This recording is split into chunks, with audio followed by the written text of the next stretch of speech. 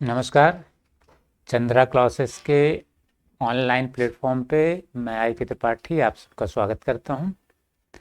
जैसा कि आप सब जान रहे हैं कि आपकी एलटी, टीजीटी और पीजीटी की परीक्षाओं की भर्ती बहुत ही जल्द आने वाली है और इसमें सामाजिक विज्ञान विषय में एक महत्वपूर्ण विषय है राजनीति शास्त्र या नागरिक शास्त्र। नागरिक शास्त्र का जो पाठ्यक्रम है उस पाठ्यक्रम के बारे में आपको ये जानकारी है। संक्षेप में हम आपको इसको बता दें कि इसमें चिंतक हैं, सिद्धांत है और भारत का संविधान है। मोटे तौर पे ये 3 भागों में विभाजित है और जो थिंकर या चिंतक का पार्ट है इसमें पाश्चात्य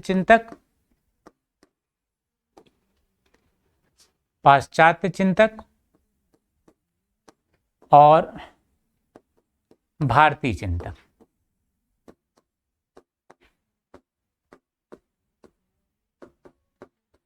पाश्चात्य चिंतक में आपके पाठ्यक्रम में प्लेटो, अरस्तु, हाब्स, लाक, रूसो, बेंथम, मिल, कार्ल मार्क्स और भारतीय चिंतकों में मनु, कौटिल्य, गांधी। तो इनमें से एक महत्वपूर्ण चिंतक प्लेटो है और प्लेटो से हर बार टीजीटी, पीजीटी और एलटी की परीक्षा में एक या एक से अधिक प्रश्न आते रहते हैं। तो प्लेटो के बारे में आज हमें उसके एक सिद्धांत पे चर्चा कर लेनी है जो है प्लेटो का न्याय सिद्धांत। प्लेटो का न्याय सिद्धांत।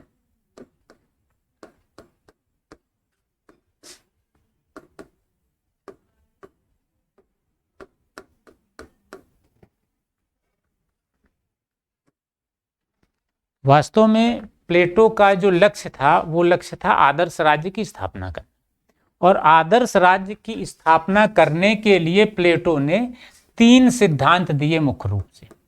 कौन कौन से? एक न्याय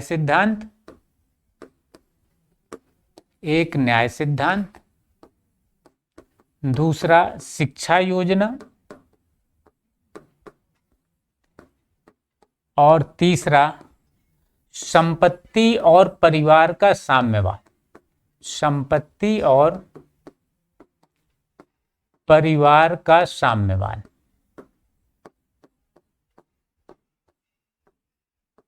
परिवार का साम्यवाद। और इन 3 सिद्धांतों में से किसी न किसी पर प्रश्न लगभग हर बार परीक्षा में पूछ लिया जाता है। तो इसीलिए आज हमने आज की क्लास के लिए प्लेटो के न्याय सिद्धांत टॉपिक को सिलेक्ट किया है। तो हम देख लें क्या है प्लेटो का न्याय सिद्धांत। तो वास्तव में प्लेटो ने जो न्याय शब्द है इसके लिए उसने जिस शब्द का प्रयोग किया था वो था डिकायोसोन। डिकायोसोन।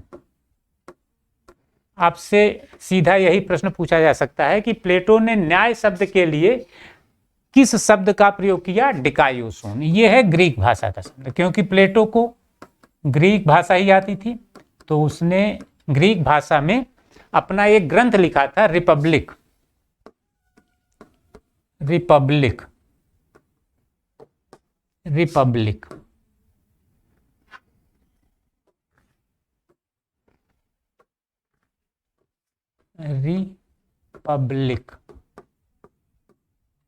और रिपब्लिक का नाम उसने क्या रखा था? पॉलिटिशिया। इसके लिए उसने जो शब्द दिया था वो था पॉलिटिशिया। परीक्षा में ऐसे ही प्रश्न पूछे जाते रहते हैं जो देखने में बहुत छोटे लगते हैं लेकिन अगर जानकारी ना हो तो फिर वो प्रश्न गलत हो जाते हैं। तो प्लेटो ने जो ग्रंथ लिखा था उसने पॉलिटिशिया नाम से लिखा था और इसी का इंग्लिश अनुवाद है रिपब्लिक। और इसी रिपब्लिक में उसने अपने न्याय सिद्धांत का उल्लेख किया है और उसने न्याय के लिए जो शब्द प्रयोग किया वो है डिकायोसोन। तो वास्तव में प्लेटो ने जो न्याय सिद्धांत अपना दिया उसने क्या किया कि उसके पहले के जो न्याय सिद्धांत प्रचलन में थे उन न्याय सिद्धांतों का खंडन करके उसने अपना न्याय सिद्धांत दिया था। तो पहले हम देख लें कि प्लेटो के पहले कौन कौन से न्याय सिद्धांत प्रचलन में थे जिनका उसने खंडन किया और फिर उसने अपना न्याय सिद्धांत किस तरह से दिया।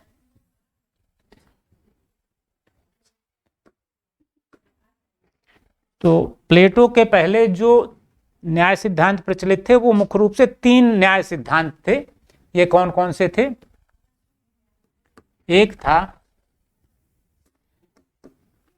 न्याय का समझौतावादी सिद्धांत, न्याय का समझौतावादी सिद्धांत, समझौतावादी सिद्धांत।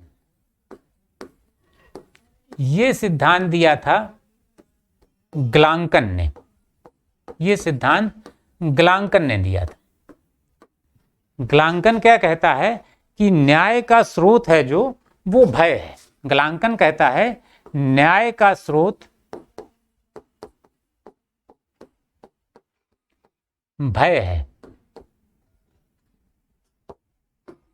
न्याय का स्रोत भय है। उसका दूसरा कथन क्या है? वो कहता है न्याय भय का शिशु है, न्याय भय का शिशु है।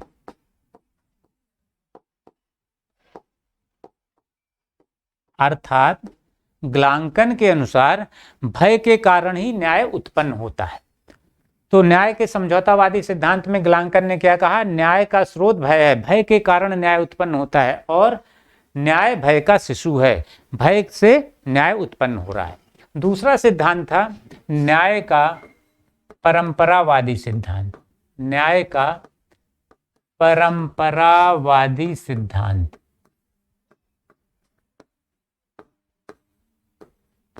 ये सिद्धांत वास्तव में उस समय यूनान में जो परंपराएं प्रचलित थीं उन पर आधारित था, लेकिन इस सिद्धांत को जो व्यवस्थित रूप दिया था वो दिया था सिफालस ने। इस सिद्धांत को व्यवस्थित रूप दिया सिफालस ने। इस तरह से न्याय के परंपरावादी सिद्धांत का जनक है सिफालस। सिफालस क्या कहता है? कहता है न्याय क्या है? कहता है कि सदा सत्य बोलना ही न्याय है, सदा सत्य बोलना ही न्याय है, बोलना ही न्याय है। दूसरी बात वो कहता है कि समय पर अपना ऋण चुका देना ही न्याय, समय पर अपना ऋण चुका देना, अपना समय पर अपना ऋण चुका देना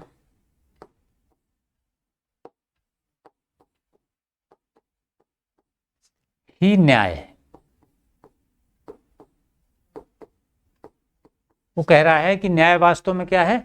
सदा सत्य बोलना न्याय है और समय पर अपना ऋण चुका देना न्याय। लेकिन सिफालस के पुत्र पोलीमार्कस ने कहा कि यह न्याय नहीं है वास्तव में।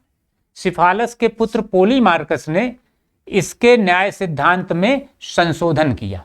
पोलीमार्कस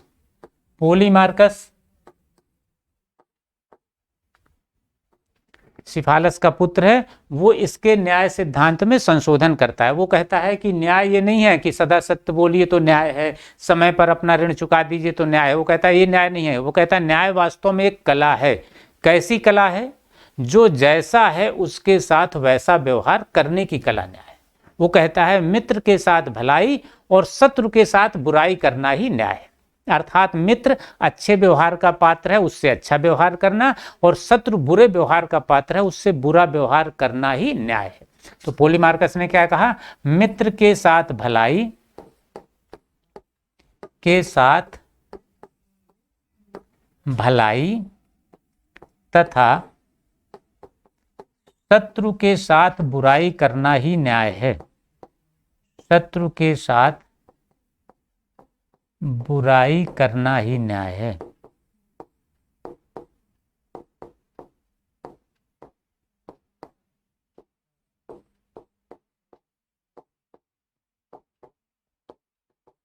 करना ही न्याय है, ये कह रहा है पोलीमार्कस। पोलीमार्कस कह रहा है जो जैसा है उसके साथ वैसा व्यवहार करने की कला ही न्याय है। मित्र है उसके साथ अच्छा व्यवहार, शत्रु है उसके साथ बुरा व्यवहार करने की कला ही। अब तीसरा एक न्याय का सिद्धांत और था जो प्लेटो के पहले यूनान में प्रचलित था। वो कौन था? न्याय का उग्रवादी सिद्धांत, न्याय का उग्रवादी सिद्धांत। उग्रवादी सिद्धांत। ये सिद्धांत दिया था थ्रेसीमेकस ने। ये सिद्धांत थ्रेसीमेकस ने दिया। थ्रेसीमेकस ने दिया। थ्रेसीमेकस क्या कहता है कि वास्तव में सबल का हित ही न्याय है। वो कहता है कि जो शक्तिशाली है वो अपने हितों के अनुरूप सारे नियम बनाता है और उन्हीं नियमों का पालन करना पड़ता है, वही न्याय है। तो उसने कहा कि वास्तव में सबल सबसे ज्यादा कौन होता है? शासक होता है। शासक का जो हित है वही न्याय है, अर्थात शक्तिशाली का हित ही न्याय है। थ्रेसीमेकस ने क्या कहा? सबल या शक्तिशाली का हित ही न्याय है। सबल का हित ही न्याय है। सबल का हित ही न्याय है। इस तरह से ये तीन सिद्धांत जो हैं वो यूनान में प्लेटो के पहले प्रचलित थे। और प्लेटो ने क्या किया? प्लेटो ने इन तीनों न्याय सिद्धांतों का खंडन करके अपना न्याय सिद्धांत दिया। वो क्या कहता है?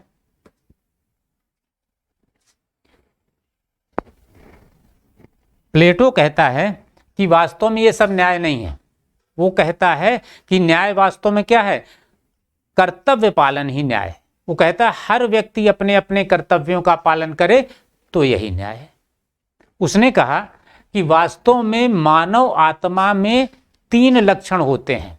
कहता है हर व्यक्ति है जो है उसके व्यवहार के तीन लक्षण होते हैं, और ये तीन लक्षण जो होते हैं ये तीनों लक्षण हर मनुष्य में होते हैं। अंतर केवल ये होता है कि किसी मनुष्य में ये लक्षण, कोई एक लक्षण अधिक होता है, शेष दो लक्षण कम होते हैं। उसने कहा कि जिसमें जो लक्षण अधिक होता है उसी लक्षण के अनुरूप वह अपना कार्य करता है और उससे संबंधित वर्ग में शामिल हो जाता है, और फिर उससे जुड़ा हुआ एक सद्गुण उत्पन्न हो जाता है। वो कहता है कि जब ये तीनों प्रकार के सद्गुण का उचित संयोग होता है तो वास्तव में न्याय उत्पन्न होता है, जो कि सर्वोच्च सद्गुण है। तो हम समझ लें उसने अपने न्याय सिद्धांत को कैसे बताया। संक्षेप में एक लाइन में प्लेटो के न्याय सिद्धांत का अर्थ है हर व्यक्ति द्वारा अपने कर्तव्यों का पालन करना, जो उसके कर्तव्य हैं उनका पालन करना ही न्याय है। इसको विस्तार से देख लें। वो क्या कहता है? प्लेटो कहता है कि मानव आत्मा के तीन लक्षण हैं। मानव आत्मा के तीन लक्षण।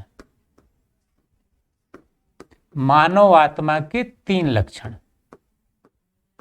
कौन कौन से तीन लक्षण बताए उसने?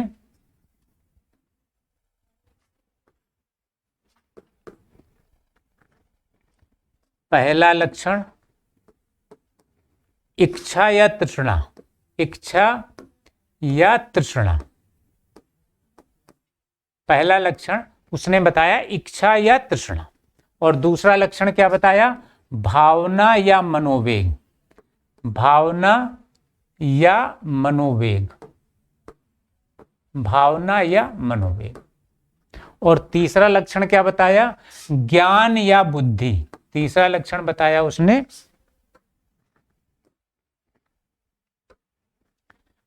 ज्ञान या बुद्धि। प्लेटो कहता है कि ये तीनों लक्षण सभी मनुष्यों में होते हैं, हर व्यक्ति में होते हैं।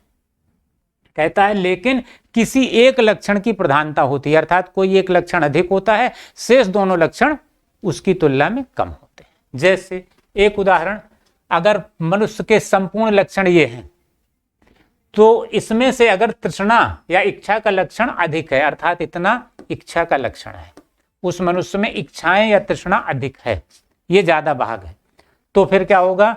उसमें भावना जरूर होगी लेकिन वो इसकी तुलना में कम होगी, और बुद्धि या ज्ञान जो होगा वो भी इच्छा की तुलना में कम होगा।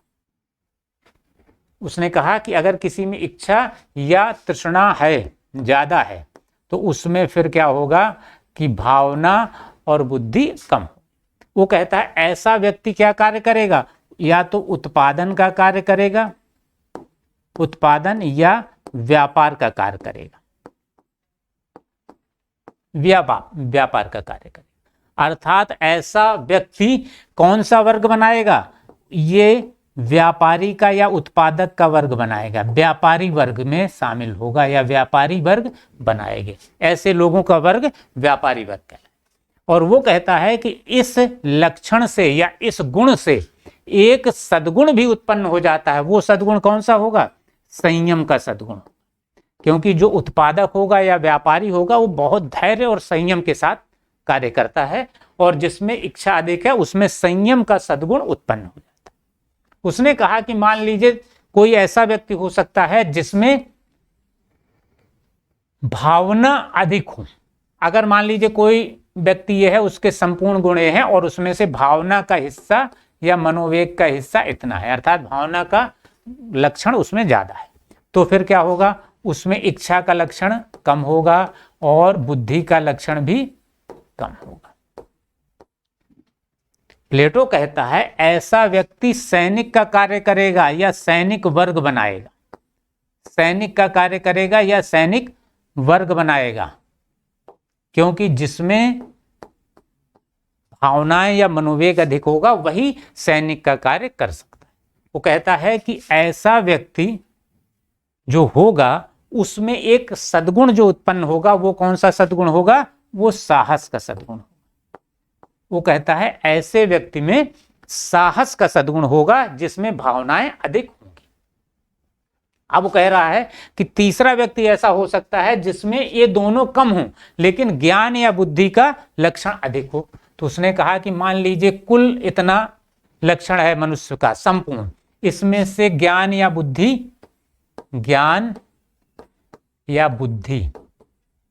का लक्षण ये है, तो फिर क्या होगा? शेष जो बच रहा है इसी में इच्छा भी होगी और इतने में से ही कुछ लक्षण भावना के भी होंगे। वो कहता है कि जिसमें ज्ञान या बुद्धि का लक्षण अधिक होगा ऐसा व्यक्ति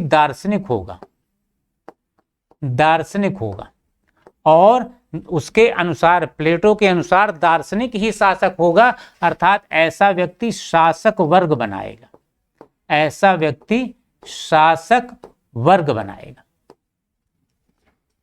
प्लेटो कहता है कि जिसमें ज्ञान या बुद्धि अधिक होगा, इसमें ऐसे व्यक्ति में एक जो सद्गुण उत्पन्न होगा वह सद्गुण कौन सा होगा?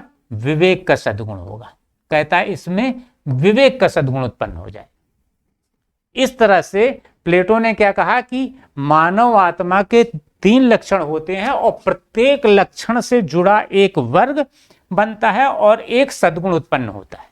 प्रत्येक लक्षण से एक वर्ग बनता है और एक सद्गुण उत्पन्न होता है, तीनों से। अब इसको हम जरा फिर से व्यवस्थित रूप से लिख दें, संक्षिप्त में इसको व्यवस्थित कर दें। प्लेटो के अनुसार मानव आत्मा के 3 लक्षण और तीनों से जुड़े वर्ग। कौन कौन से लक्षण? पहला, इच्छा या तृष्णा, और इससे जुड़ा वर्ग कौन सा है और इससे उत्पन्न सद्गुण कौन सा है, इसको भी यहीं लिख दें। तृष्णा जिसमें अधिक होगी उससे जुड़ा वर्ग होगा व्यापारी वर्ग या उत्पादक वर्ग, और इससे जुड़ा सद्गुण कौन सा होगा? वर्ग कौन सा बना रहा है? व्यापारी वर्ग, और इससे सद्गुण कौन सा उत्पन्न हो जा रहा है? संयम का सद्गुण, संयम का सद्गुण। दूसरा लक्षण कौन सा है? भावना या मनोवेग का, भावना या मनोवेग का, भावना या मनोवेग, और इससे जो वर्ग उत्पन्न हो रहा है ये वर्ग कौन सा है? और जो सद्गुण उत्पन्न हो रहा है वो सद्गुण कौन सा है? इससे वर्ग कौन सा उत्पन्न होगा? सैनिक का वर्ग उत्पन्न होगा या सैनिक वर्ग बनेगा, और सद्गुण जो उत्पन्न होगा वो साहस का होगा, साहस का सद्गुण। तीसरा उसने जो लक्षण बताया था वो कौन था? ज्ञान या बुद्धि का लक्षण। जिसमें ज्ञान या बुद्धि का लक्षण अधिक होगा वो क्या होगा? जो वर्ग बनाएगा वो वर्ग कौन होगा? शासक का वर्ग, शासक का वर्ग, क्योंकि दार्शनिक ही शासक होता है प्लेटो के अनुसार, तो ये शासक का वर्ग बनाएगा। और जो सद्गुण उत्पन्न होगा ये सद्गुण होगा विवेक का, विवेक का सद्गुण। तो प्लेटो कहता है कि वास्तव में जो ये 3 सद्गुण हैं, कौन कौन से? संयम, साहस और विवेक। वो कहता है कि जब इन तीनों सद्गुणों का उचित संयोग होता है तो न्याय रूपी चौथा सद्गुण उत्पन्न होता है, जो कि सर्वोच्च सद्गुण है। उसने क्या कहा? इन तीनों सद्गुणों का उचित संयोग, इनका उचित संयोग जब होता है, उचित संयोग होने पर न्याय उत्पन्न होता है। उचित संयोग होता है तो न्याय उत्पन्न होता है, और वो प्लेटो कहता है कि ये न्याय सर्वोच्च सद्गुण है। कहता है ये न्याय सर्वोच्च सद्गुण है।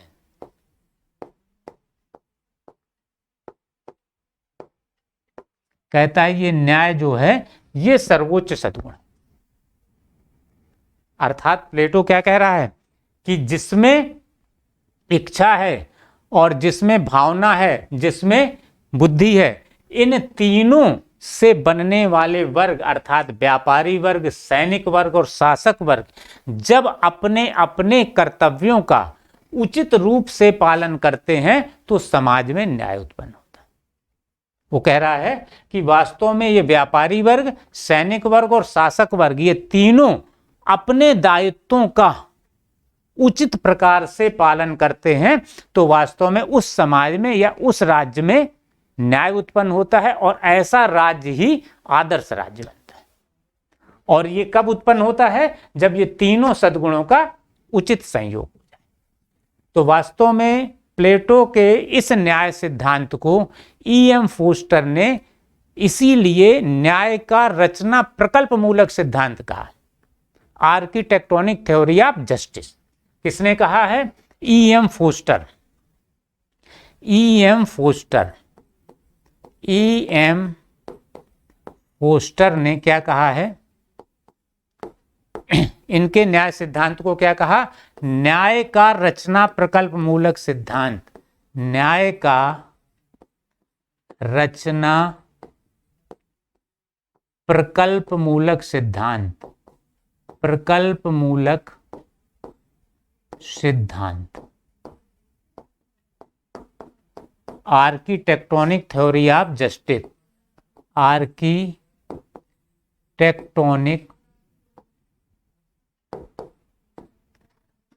थ्योरी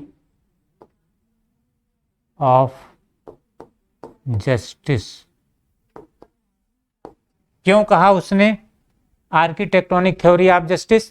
क्योंकि फोस्टर कहता है कि जिस प्रकार आर्किटेक्ट अर्थात वास्तुकार वो क्या करता है? ईंट, गारा, सीमेंट, सरिया, खिड़की, दरवाजे सबका उचित संयोग करके एक सुंदर मकान बना देता है। उसी प्रकार न्याय वास्तव में आर्किटेक्ट की तरह है, जो कि संयम, साहस और विवेक इन तीनों का उचित संयोग करके उस समाज को आदर्श समाज या आदर्श राज्य बना देता है। अर्थात फोस्टर के अनुसार आर्किटेक्ट कौन है? न्याय है। और ये क्या कर रहा है? संयम, साहस और विवेक इन तीनों सद्गुणों का उचित संयोग कर दे रहा है, और उससे क्या स्थिति हो रही है कि समाज या राज्य आदर्श राज्य बन जा रहा है। यही वास्तव में प्लेटो का न्याय सिद्धांत है। प्लेटो कहता है हर वर्ग अपने अपने कर्तव्यों का पालन करे तो वही न्याय। अर्थात प्लेटो के न्याय सिद्धांत की विशेषताएं क्या क्या निकल के आती हैं? इसकी जो विशेषताएं हैं वे कौन कौन सी निकल के आती हैं? पहली विशेषता क्या दिखती है कि यह वास्तव में एक नैतिक अवधारणा है। यह वास्तव में क्या है? एक नैतिक अवधारणा है। पहली विशेषता क्या दिखती है? यह एक नैतिक अवधारणा है, ना कि कानूनी अवधारणा। पहली विशेषता दिख रही है इसके न्याय सिद्धांत की कि यह एक नैतिक अवधारणा है, कानूनी अवधारणा नहीं है। आपसे प्रश्न पूछा जाएगा प्लेटो का का जो न्याय है वो किस तरह की अवधारणा है, कानूनी है, नैतिक है, दोनों में से कोई नहीं है। इस तरह के प्रश्न बन सकते हैं। या ये बन सकता है कि प्लेटो के अनुसार जो सद्गुणों का क्रम है वो कैसा है, वो है संयम, साहस, विवेक और फिर न्याय। तो प्लेटो का जो न्याय है वो वास्तव में एक नैतिक अवधारणा है, क्योंकि हर मनुष्य बिना किसी कानून के भय से अपने कर्तव्यों का पालन अपनी इच्छा से कर रहा है। दूसरी बात क्या दिखाई दे रही है कि इसमें जिस मनुष्य में जिस प्रकार के लक्षण हैं, जिस प्रकार के गुण हैं, उसी प्रकार के उसको कार्य करना है और वैसे ही वर्ग में शामिल होना है। अर्थात समाज के प्रति एक संतुलित दृष्टिकोण इसमें अपनाया गया है। अर्थात क्या है, समाज के प्रति संतुलित दृष्टिकोण, समाज के प्रति संतुलित दृष्टिकोण इसमें अपनाया गया, संतुलित दृष्टिकोण अपनाया। तीसरी विशेषता इसमें क्या दिखाई देती है, क्या है कि हर व्यक्ति जब अपने अपने गुणों के अनुरूप ही कार्य कर रहा है और उसको केवल वही कार्य करना है, जिसमें इच्छा ज्यादा है उसे व्यापारी का कार्य करना है, जिसमें भावना ज्यादा है उसमें सैनिक का कार्य करना है। अर्थात जैसे उसमें गुण है उसी तरह का कार्य करना है, बाकी अन्य कार्य नहीं करना है। तो इसका मतलब क्या है, कार्य विशेषीकरण पर बल दिया गया है। प्रत्येक व्यक्ति एक विशेष कार्य को ही करेगा, अर्थात इसमें कार्य विशेषीकरण पर बल दिया गया है। कार्य विशेषीकरण पर बल, विशेषीकरण पर बल दिया गया।